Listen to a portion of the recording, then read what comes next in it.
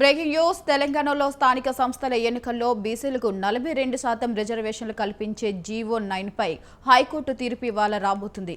ఇక ఈ నేపథ్యంలో రాష్ట్ర వ్యాప్తంగా తీవ్ర ఉత్కంఠ నెలకొంది.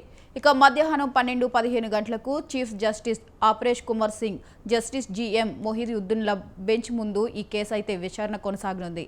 ఇక నిన్న సుదీర్ఘ వాదనలు విన్న కోర్టు ఈరోజు ప్రభుత్వ తరపున అటార్నీ జనరల్, ఇంప్లీడ్ పిటిషనర్ల వాదనలు విని తుది తీర్పు అయితే ఇవ్వనుంది.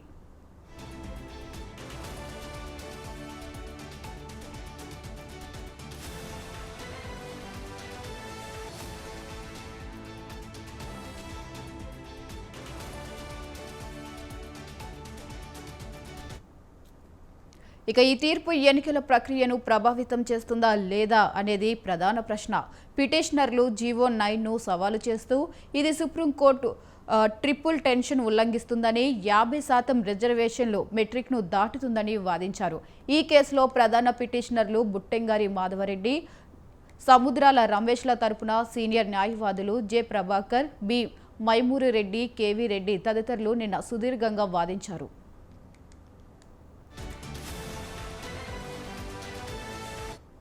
ఇక ఇదే అంశంపై మరింత సమాచారం కరెస్పాండెంట్ ఉషా ఫోన్ ద్వారా అందిస్తారు. ఉషా, చెప్పండి. మరి వైశాలి, బీసీ 42% రిజర్వేషన్ అంశానికి సంబంధించి ప్రభుత్వం వేసినటువంటి జీవో 9 ఏదైతే ఉందో దాన్ని ఖచ్చితంగా రద్దు చేయాలి అంటూ వేసినటువంటి పిటిషనర్స్ తరపు వాదనలు నిన్న పూర్తి స్థాయిలో హైకోర్టు ధర్మాసనం పూర్తి స్థాయిలో వినడం జరిగింది. ఈ రోజు చూసుకున్నట్టయితే అడ్వకేట్ జనరల్ ఆర్గ్యుమెంట్స్ నిన్న ముగిశాయి. ఎదుటి అభిషేక్ మను సింగ్ ఆ వాదనలు పూర్తి స్థాయిలో విన్నటువంటి ధర్మాసనం మరో ప్రభుత్వ తరపు అడ్వకేట్ గా ఉన్నటువంటి రవి వర్మ వివరించబోతున్నారు. మొత్తం మీద చూసుకున్నట్టయితే నిన్న ఆర్గ్యుమెంట్స్ అన్ని ముగిసిన తర్వాత కోర్టు ఇవాళకి 2:15 వాయిదా వేసింది.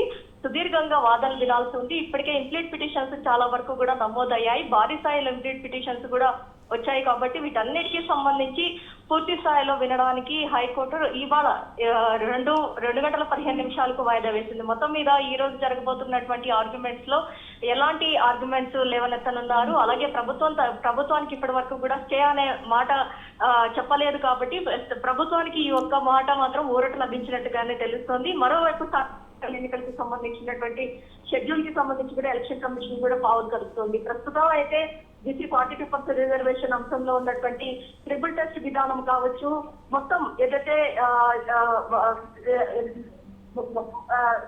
కులగణనకి సంబంధించి కావచ్చు, ప్రతి ఒక్కటి బీసీ వర్గానికి సంబంధించినటువంటి కులగణన ఏ స్థాయిలో చేశారు, మొత్తం కూడా ఏదైతే జెన్యూన్ గా ఉందా లేకపోతే ఫోర్జరీ అన్న కోణంలో కూడా పరిశీలించినట్టుగా అయితే తెలుస్తుంది. మొత్తం బీసీ 42% రిజర్వేషన్ అంశంతోనే ఖచ్చితంగా స్థానిక సంస్థల ఎన్నికలకు ముందుకు వెళ్లాలన్న ఉద్దేశంతోనే ప్రభుత్వం ఈ జీవో 9 ని రిలీజ్ చేసింది. జీవో 9 కి సంబంధించి ఎక్కడా కూడా ఏదైతే ప్రభుత్వం యునానిమస్ గా అన్ని పార్టీల మద్దతు తీసుకున్న అనంతరమే జీవో 9 ని చేస్తూ స్థానిక సంస్థల ఎన్నికలకు ముందుకు వెళ్ళింది. కానీ ఈ గవర్నర్ ఆమోదం లేదు కదా, ఎలా జీవో 9 ని రిలీజ్ చేశారు, పాస్ ఆన్ చేశారు అన్న కోణంలో ధర్మాసనం కూడా ఒక ప్రశ్నలు లేవనెత్తింది. ఈ రోజు జరగబోయేటటువంటి ఆర్గ్యుమెంట్స్ చాలా వాడివేడిగా జరగబోతున్నాయి. చూడాలి ఈ అంశానికి సంబంధించి ఎలాంటి ఆర్గ్యుమెంట్స్ జరగబోతున్నాయి. ప్రభుత్వం తరఫు వాదన కూడా ఉంది, మరోవైపు ఇంప్లీట్ పిటిషన్ కూడా ఉన్నాయి.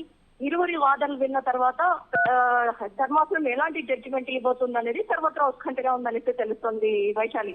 Right, thank you Shah, thanks for the updates.